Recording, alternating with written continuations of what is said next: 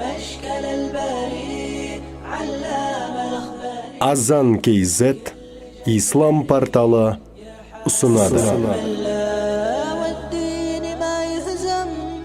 Ұстаз Ерсін Әмре Абу Юсуфтың Құран тәпсірлері бойынша бейне дәрістерінің топтамасы.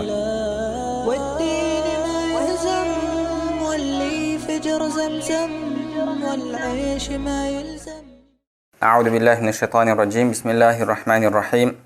الحمد لله رب العالمين والصلاة والسلام على نبينا محمد وعلى آله وأصحابه أجمعين. رب اشرح لي صدري ويسر لي أمري واحلل عقدة من لساني يفقه قولي. اللهم علمنا ما ينفعنا وانفعنا بما علمتنا وزدنا علما وعملا وتقا وإخلاصا يا رب العالمين. أما بعد. السلام عليكم ورحمة الله وبركاته.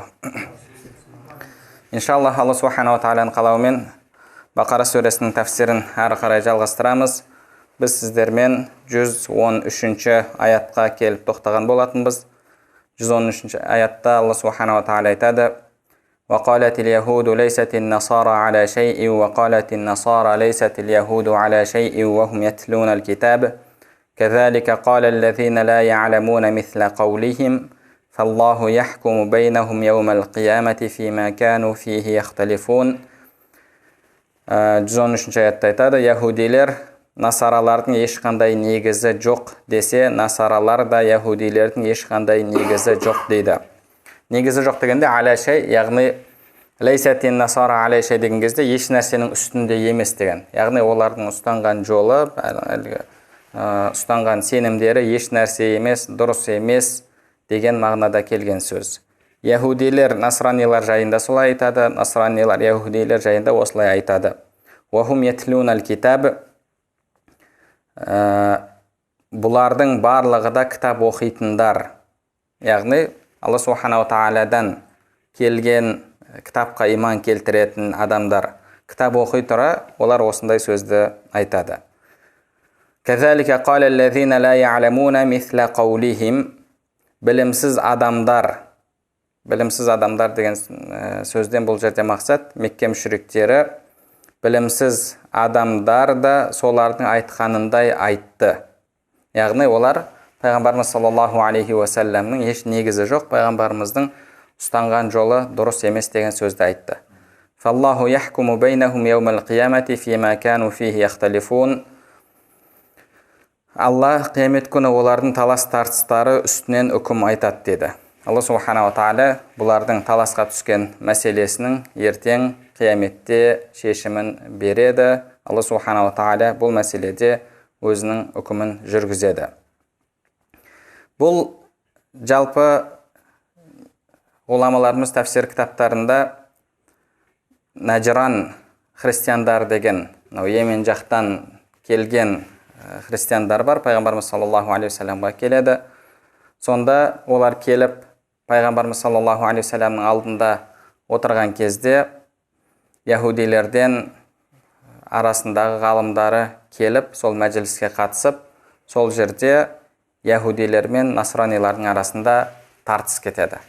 Қызу тартыс болып, соңы бір-бірін балағаттаумен, бір-бірін кәпірге шығарумен осы нәрсемен бітеді. Яһудилер бұлар христиандар адасқан дейді, христиандар бұл яһудилер адасқан дейді.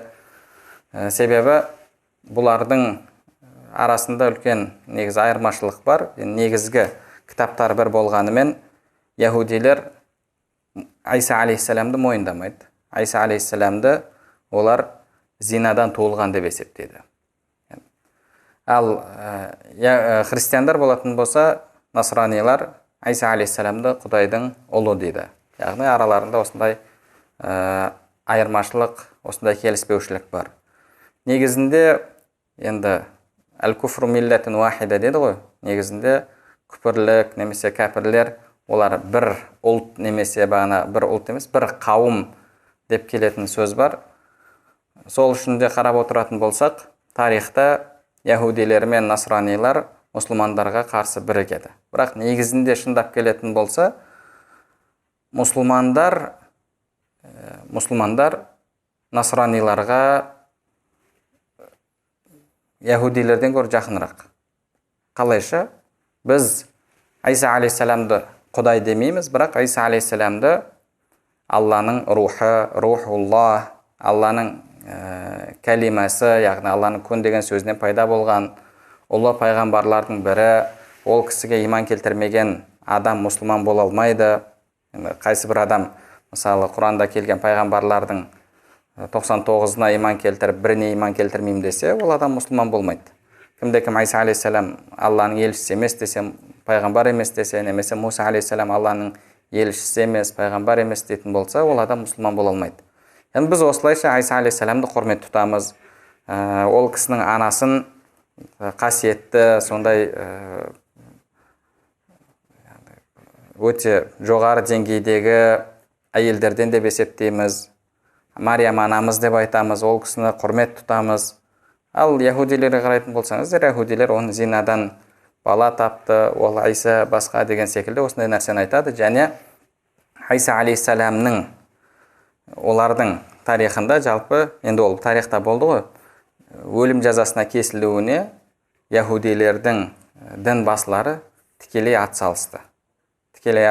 Алла субханала тағала олардың айласынан, олардың көздеген нәрсесінен Айса алейхиссаламды құтқарды. Алла субханала тағала оны аспанға көтеріп алып кетті. Бірақ қарап отыратын болсақ, яһудилердің Айса алейхиссаламға деген дұшпандығы өте үлкен. Және христиан дінін бұзуға да солардың үлкен негізі қызметі орасан өте зор. Павел деген кісі, апостол Павел дейді орысшасында, ол негізінде яһуди дінін ұстанған Айса алейхиссаламға дұшпан болған адам. Айса алейхиссалам олардың арасынан кеткеннен кейін бір күні мен көшеде кетіп бара жатыр едім. Маған Айса көрінді. Сөйтіп, неге өзіңді тозаққа отын етіп жатсың, тәубеңе кел деді. Мен сол жерде ақиқатты біліп тәубеге келдім. Болды, мен енді осы Айса алейхиссаламның жолын ұстанамын деді. Енді ол жерде оның көзіне көрінді ме, көрінген жоқ па, бұндай мәселелер жалпы ол.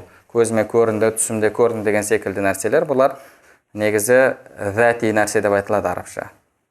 Ғылымда зәти маудуи деген нәрсе бар. Зәти маудуи, зәти бұл жеке субъективтік мәселе. Яғни, оны сен дәлелдей алмайсың. Оны бір ғылым, бір білім дәлел ретінде алып, соны басқа біреуге дәлел еткізіп жеткізе алмайсың. Мысалы, мынаған неге сен сенесің десе, біреу айтады, мен жүрегім осыған бұрылып тұрады, немесе түсімде пәленшіні көрдім, осыны маған көрсетті деген секілді сөз айтатын болса, бұл бір нақты дәлел емес, сыртқы өмірде. Ал енді, мысалы, нақты ғылыммен дәлелденетін нәрсе бар, оны маудуи нәрсе дейді. Яғни, әлгі кісі солай айтты да, одан кейін христиандарға кіріп, хат жаза бастады әркімге. Соның хаттарының ішінде келеді әлгі. Аздап арақ ішіп тұрсаң болады деген әңгіме.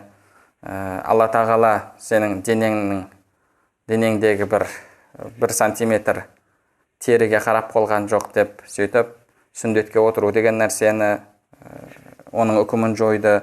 Тағы да басқа да осындай көп деген христиан дініне өзгеріс енгізген. Жалпы христиан дінінде енді олардың несі бойынша айтып жатыр қой. Жалпы Алланың алдында немесе пайғамбарлар шақырған діннің барлығы ислам діні болып табылады. Осылайша өзгеріс енгізген үлкен негізінде ғұламалар сол апостол Павелді христиан дінінің негізін қалаушы деп те қарастырады. Себебі қазіргі кезде көптеген көзқарастардың барлығы соның сөздерінен, соның басқа адамдарға жазған хаттарынан, тағылымдарынан алынады. Сөйтіп, ол яһуди болды. Яғни, жалпы яһудилер мен насранилардың арасында негізінде үлкен дұшпандық бар. Бірақ күпірлік бір миллет, бір қауым болғандықтан да мұсылмандарға қарсы бірігіп кететін жағдайлар өте көп болады. Соңғы уақыттарда, соңғы жылдары осы Рим папаларының бірі яһудилерді Айса алейхиссаламның қанынан тазартты. Оғанға дейін негізі Рим папалары да, жалпы мұсылмандар, яһудилер құдай ұрғандар, олар құдайдың баласын өлдірді деген секілді сөзді айтады. Негізінде, яғни қарайтын болсаң, ақидасы қызық жалпы. Негізінде ол келіп ағашқа керілуі адамзат үшін бақыт болатын болса, сол арқылы адамзат күнәсінен арылып, Құдайдың мейіріміне қол жеткізген болатын болса, онда оған көмектескен яһудилер негізі жақсы тірлік істеген ғой. Олар үшін бүйтіп қарап отыратын болсаң, негізінде оларға былайша айтқанда услугу оказали дейді ғой орысша. Яғни оларға керісінше көмектесіп берді. Енді бірақ жалпы араларында дұшпандық болды. Соңғы уақытта осы Рим папаларының бірі болды, енді ол алдын өтіп кеткендер, мынау қазіргі яһудилердің оларға қатысы жоқ. Сол үшін біз бұларды Айса алейхиссаламның қанынан тәбриа жасаймыз, яғни бұлардың оған қатысы жоқ. Бұлар бұл мәселеде кінәлі емес деп, сөйтіп араларында тағы да жақындау болды. Бірақ пайғамбарымыз саллаллаху алейхи уассаламның алдына келген кезде яһудилер мен христиандардың арасында осындай үлкен талас болып, бір-бірін кәпірге шығарып осындай сөздерді айтады. Кәзалика қалаллазина ла я'ламуна мисла қаулихим. Сол секілді сөзді білімі жоқтар да айтты дейді. Білімі жоқтар да айтты.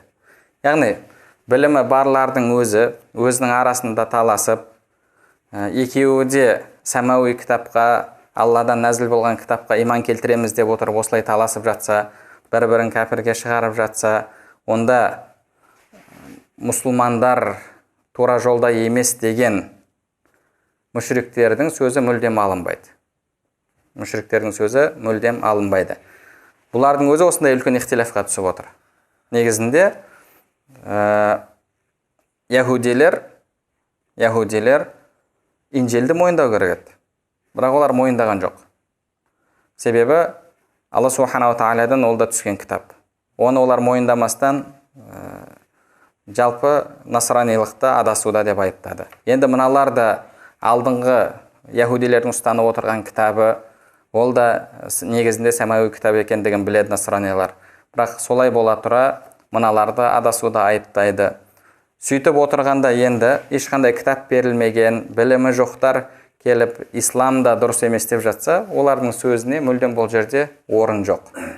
Орын жоқ. Сол үшін де Алла субханаху тағала «Кәзалика қалаллазина ла я'ламуна мисла қаулихим». Тура сол секілді сөзді білім берілмегендер де айтты дейді. Олар Мекке мүшриктері исламға қатысты айтты. Мұнылар өзара айтып жатса, олар исламға қатысты. Бұлар да, яғни әл-муслимун алейсу аля шей деген сөзді айтты да. Мұсылмандар да адасқан, олар да тура жолда емес деді. Алла субханаху тағала мыналардың өзара таласы осындай болатын болса, онда мынау мүшриктер жайында не деуге болады дегенде Алла субханаху тағала осы жерде келтіріп жатыр. Фаллаху яхкуму байнахум яумал қиямати фима кану фихи яхталифун. Алла субханаху тағала бұлардың талас тартысқа түскен мәселелерінде ертең қияметте үкім жүргізеді. وَمَنْ أَظْلَمُ келесі аят 114 аятта وَمَنْ أَظْلَمُ مِمَّنْ مَنَعَ مَسَاجِدَ اللَّهِ أَنْ يُذْكَرَ فِيهَا اسْمُهُ وَسَعَى فِي خَرَابِهَا أُولَئِكَ مَا كَانَ لَهُمْ أَنْ يَدْخُلُوهَا إِلَّا خَائِفِينَ لَهُمْ فِي الدُّنْيَا خِزْيٌ وَلَهُمْ فِي الْآخِرَةِ عَذَابٌ عَظِيمٌ. Алланың мешіттерінде Алланың атын ауызға алуға тыйым салған, яғни Алла зікір етілуіне тыйым салған, және мешітті бұзуға ұрынғандардан өтер залым бар ма? Олардың мешіттерге қорыққан түрде ғана кірулері лайық. Олар бұл дүниеде қорлық көріп, ахиретте ауыр жазаға тап болады. Енді бұл 114 аят кімдерге қатысты түскен деген мәселеде ғұламалар әртүрлі көзқарастар айтқан. Біреулер яһудилерді талқандаған, олар мемлекетін талқандаған, Навуходоносор жайында түскен деді.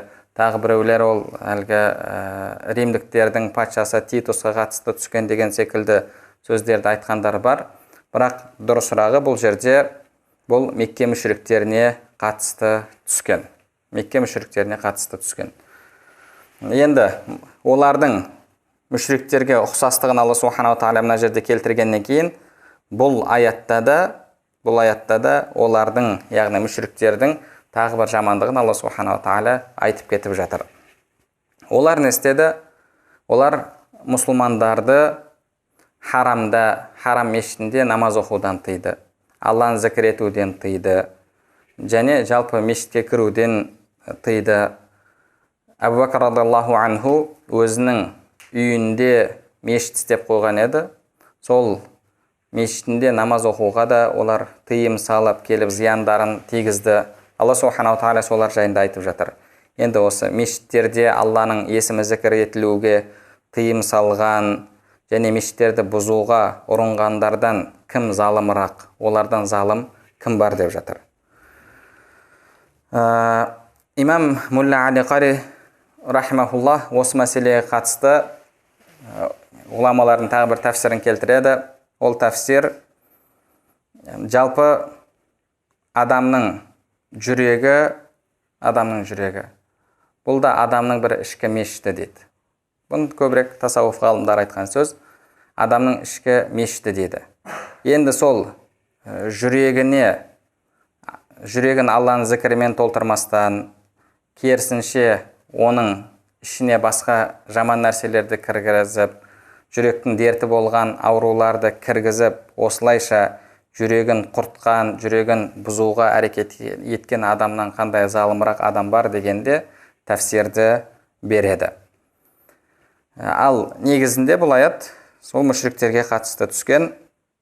Алла субханаху ва тағала пайғамбарымыз саллаллаху алейхи уассаламға сүйінші хабарын жеткізіп, улаика ма кана лахум айядхулуха илля хаифин, олар мешіттерге қорыққан түрде ғана кіруге лайық деді. Яғни олар болашақта сондай уақыт болады, харамға, жалпы харам мешітіне, Меккедегі қорыққан халде кіреді. Яғни егер жасырынып кіретін болса, негізінде олардың мешітке кіруге мүлдем құқылары жоқ. Құранда Алла субханаху ва тағала бұған қатысты аят түсірді. Пайғамбарымыз саллаллаху алейхи уассалам кейін Мекке фатх етілгеннен кейін сахабаларын жіберіп, сол жерде бұдан кейін Каабаны мүшрик келіп тауап етпесін деп, жалпы Меккеге кіруге тыйым салынды оларға. Одан кейін жалпы Әл-Жазира Әл-Арабиядан, яғни сол жерлерден, жалпы сол қалалардан мүшриктер, тағы да басқа да дін өкілдері ұзақтатылды. Алла субханаху ва тағала бұл жерде, яғни сондай уақыттар келеді, олар бұл мешітке кіре алмайды. Енді қазір тыйым салып жатқан болса сендерді, және Сулхул Худайбия болатын жылда пайғамбарымыз саллаллаху алейхи вассалам умра жасаймын деп шыққан кезде алдынан тосып кіргізуге рұқсат бермеді. Пайғамбарымыздың кіруіне олар тыйым салды. Бірақ Алла субханаху ва тағала Құранда айтқандай: لا تدخلون المسجد الحرام إن شاء الله آمنين محلقين رؤوسكم لا تخافون. Иншалла, сендер сондай ешқандай қорқынышсыз қажылық жасауға, умра жасауға, харамға кіресіңдер деп пайғамбарымыз саллаллаху алейхи вассаламға сүйінші хабарын жеткізді. Лахум фид дуния хизю ва лахум фил ахирати азабун азим. Бұл дүниеде оларға қорлық бар, және ахиретте ауыр азап бар дейді. Бұл дүниенің қорлығы оларға жалпы мешіттен тыйғандарға, жизия немесе бағанағы исламға қарсы шыққандарға Алла субханаху тағала басқа да бұл дүниенің өзінде азаптарын берді, және олар сол өздері кезінде қарсы шығып немесе билік жүргізген Меккеден ұзақтатылды. Ал ахиреттегі олардың азабы бұдан да ауыр. Алла субханаху тағала аяттың жалғасында 115-ші аятта айтады: «Валиллахил машриқ вал мағриб». Шығыста, батыста Алланыкі. «Фаайнама туаллу фасамма вajhullah».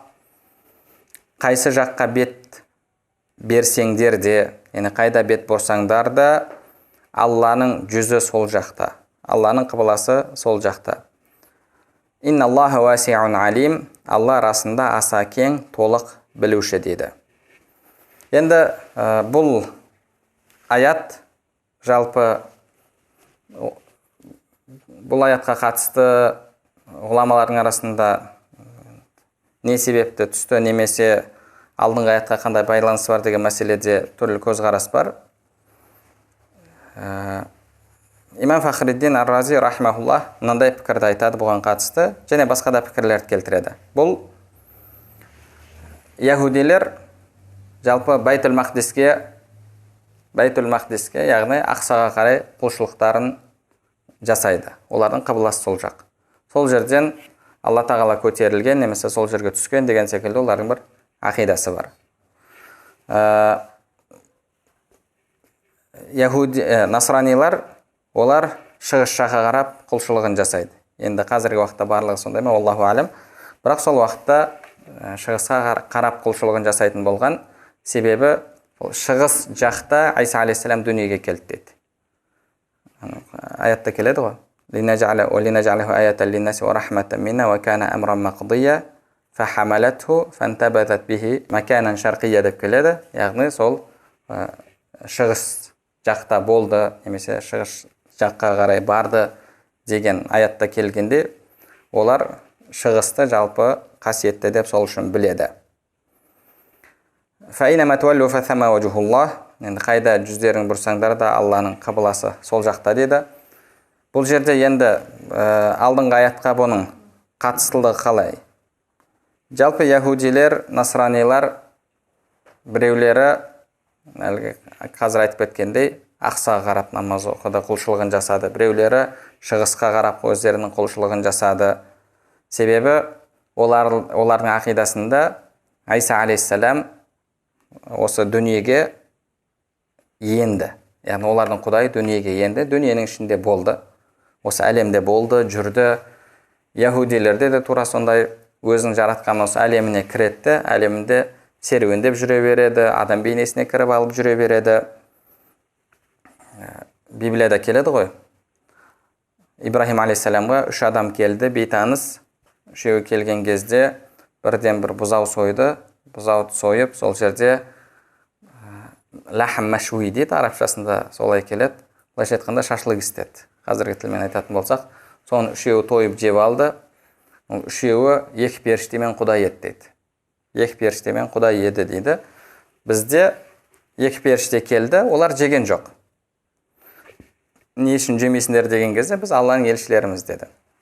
Періштелер жемейді, ішпейді, әлгі жыныстық қатынасқа түспейді, көбеймейді. Алланың бұйрығын орындау үшін жаратылған Алланың құлдары. Енді бұлардың ақидасында жоқ, Құдай әлемге ене береді, және бұл дүниеде жүре береді. Алла субханала тағала оларға айтып жатырды. Бұл жалпы батыста, шығыста барлығы Алланың жаратылыстары. Ал Алланың жаратылысына енген нәрсе, оның өзі жаратылыс, қалайша ол Құдай болуға лайық дегенде, яғни Алла субханала тағала оларға бұл аяттарда бір жағынан рад, яғни қарсы жауап беріп жатыр. Бұл бір тәфсир. Екінші бір тәфсирде негізі олар харам мешітінен тыйды, жалпы соған қатысты бұл аят осы жерде өзінің орнын тапты деді. Негізінде адам енді сол Масжидил Харамды білмесе, қай жақта екенін, Каабаның қай жақта екенін білмесе, онда не жасайды, соған қатысты бұл аят. Алла субханала тағала бұл аятта жалпы шығыста, батыста Алланыкі екендігін айтып жатыр. Яғни шығыс, батыс, оңтүстік, солтүстік барлығы Алланың жаратқан жаратылысы, Алланың мүлкі. Алла субханала тағала қалаған жағын, қалаған тарапты қыбла етеді. Алдыңғы аятта олар қалайша бұл харамды қыбла етті, неге ақсадан бұрылып кетті, басқа деген нәрсені айтты ғой. Алла субханала тағала айтып жатыр, шығыста, батыста барлығы Алланыкі.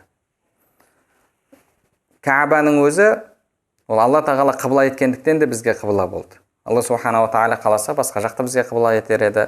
Яғни ол бір өздігінен, оның бір өзінде бір сол қыбла болатындай бір нәрсе болғандығынан емес, Алла субханала тағала қыбла еткендіктен де бізге Кааба қыбла болды. Алла субханала тағала қаласа басқа жақта да бізге қыбла етіп берер еді.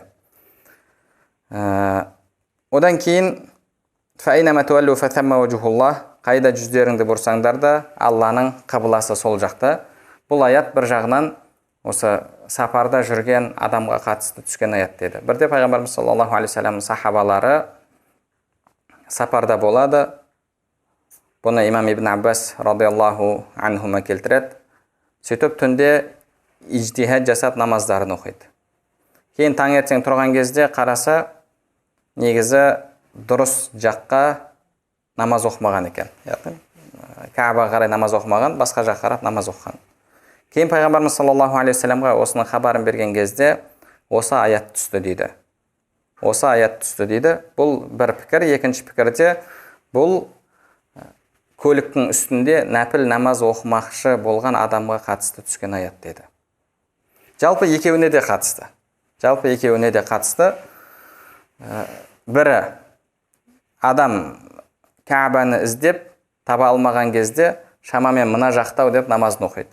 Кейін қателескенін білсе, ол намазын қайтып оқымайды. Және одан кейін екінші жалпы нәпіл намаз оқыған адамға қатысты. Нәпіл намаз оқуда көліктің үстінде оқып кете беруге болады.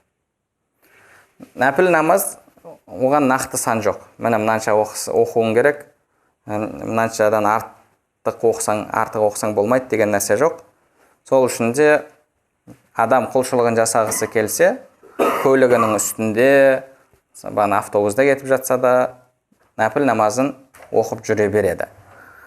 Ал парыз намаздар шектеулі, ол үшін көліктен түсіп, әсіресе осындай атпен, түйемен жүрген кезде көліктен түсіп оқу, ол бір үлкен қиындық туғызбайды. Түсіп парызын оқып алады, ар жағына қайтадан көлікке мінетті, нәпілін оқып кете береді. Енді нәпілді қанша көп оқысаң сонша жақсы. Енді әрбір оқу үшін жерге түсу керек болса, онда қиыншылық тудырады.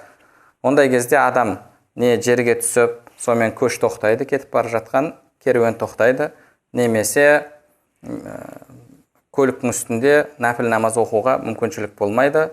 Сол үшін Алла субханаху тағала жеңілдетіп, нәпіл намаз оқимын деген адамға көліктің үстінде оқып кете беруге рұқсат берді. Және одан кейін қыбланы іздеп, бірақ нақты қыбланы таба алмастан намаз оқыған адамға да қатысты Алла субханаху тағала айтады: қай жаққа жүздеріңді бұрсаңдар, сол жақта Алланың тікелей мағынасы жүзі дейді. Ғұламаларымыз оның ішінде Ибн Аббас радиаллаху анхума, яғни Алланың қыбласы сол жақта деді. Және одан кейін бұл аят жалпы әлгі жаудан қашып бара жатқан, қыблаға бет бұра алмайтын, біліп тұрса да қыблаға бет бұра алмайтын адамға да қатысты екендігін айтады. Құранда Алла субханаху тағала айтады: «Фа ин хифтум фарижалан ау рукбана». Әлгі намазға бекем болыңдар деген аяттан кейін қорықсаңдар, онда жүріп кетіп бара жатқан халдеріңде, жаяу жүріп бара жатқан халдеріңде, немесе көліктің үстінде оқып кете беріңдер деді. Ондай кезде руку сәжде де адамның мойнынан түседі. Аузымен айтып кете береді. Артынан мысалы жау қуып бара жатыр, тоқтап намаз оқуға ешқандай мүмкіндік жоқ. Қалай қарай кетіп бара жатса, сол жағы ол үшін қыбла, және әлгі руку сәждесі де мойнынан түседі. Сол кеткен бойы оқып кете береді. Фаинама туаллу фасамма важхуллах. Қайда жүздеріңді бұрсаңдар, Алланың қыбласы сол жақта. Инналлаха уасиун алим. Алла субханаху тағала толық білуші, аса кең дейді. Енді бұл аятқа қатысты қазір өздерін сәләфиміз деп жүрген кісілер, сол бауырларымыз, солардың ұстаздары сондай қате болған тәфсир айтады. Мысалы Шейх Усаймин өзінің Шарх ал-Ақида ал-Уасития деген кітабында «Фаинама туаллу фасамма важхуллах» дегенге қатысты қай жаққа жүздеріңді бұрсаңдар, сол жақта Алланың қыбласы деген пікір айтылған дейді. Бірақ ол пікір дұрыс емес. Дұрыс пікір ол қайда жүзіңді бұрсаң, сол жақта шынайы Алланың жүзі. Себебі Алла тағала бізді қамтып тұр дейді. Яғни олардың ақидасында жалпы Алла субханаху тағала осы бүкіл жаратылысты өзінің затымен қамтып тұр деді. Соңында қандай нәтиже шығады? Яғни біз Алланың ішіндеміз деген ақида шығады. Енді бір жағынан мына аятқа қатысты мынандай тәфсір бергені мүлдем қызық. Олардың ақидасында бағанағы Алла субханаху тағаланың екі қолы бар, 5 саусағы бар, 2 аяғы бар, балтыры бар, жүгіреді деген ақида ғой. Енді барлық жақтан тек қана жүзі қамтып тұрса, онда не болды? Енді сендер бекітіп жатқан басқа бағанағы ағза мүшелер қайда қалды деген сұрақ туындайды. Яғни сондай бір түсініксіз ақиданы айтады. Әлбетте бұл аят оларға дәлел болмайды.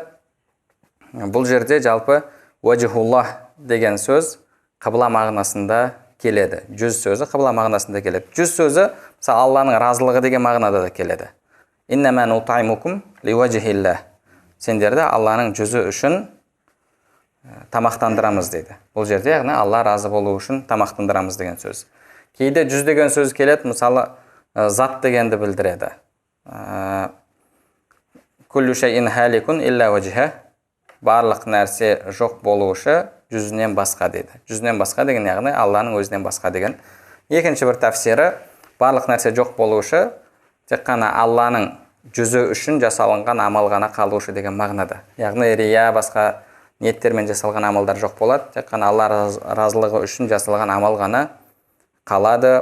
Алла соған ғана сауабын береді деген мағынада келген сөз. Уәжих сөзі әртүрлі мағынада келеді. Жалпы бұл жерде кейде имам Фахриддин Рази ол байтуллах, нақатуллах деген мағынада да сондай тіркеспен де келген мағынада болуы мүмкін дейді. Сондай тіркес ретінде келген сөз болуы да мүмкін дейді. Мысалы байтуллах, нақатуллах деген кезде бұл жерде идафатул махлуқ илал халиқ, яғни жаратылысты жаратушыға тіркестіру. Алланың түйесі бар, Алланың үйі бар деп айтпаймыз ғой. Бірақ Құранда байтуллах деп келеді, нақатуллах деп келеді. Сол секілді бұл жерде уәжихуллах дегенде, яғни Алланың қыбласы деген мағынада келген дейді. Уәжих сөзі бір жағынан, яғни ма татаваджаху илейх, соған бағытталатын. Мысалы адамды жүзі уәжих деп аталады. Не үшін? Себебі адам сол жүзімен бағытталады біреуге. Жүзімен бағытталады. Қыблаға да адам жүзін бұратын болғандықтан да оған да осылай қолданылады деді. Алла субхана ва тағала алим, білуші, кең. Енді бұдан кейін Алла субхана ва тағала яһуди насранилардың және сол секілді мүшриктердің тағы бір өте үлкен ауыр олардың адасқан тұсын айтады. Бұл Аллаға бала телу, яғни Алланың баласы бар деп айтулары. Ол мәселені Алла нәсіп етсе, иншалла келесі дәрісімізде үйренеміз. Алла субхана ва тағала бәрімізге пайдалы білім нәсіп етсін, білімдерімізге амал етуімізді, амалдарымыздың қабыл болуын нәсіп етсін. Субханак ва бихамдик, ашхаду ан ла илаха илля ант, астағфирук ва атубу илейк.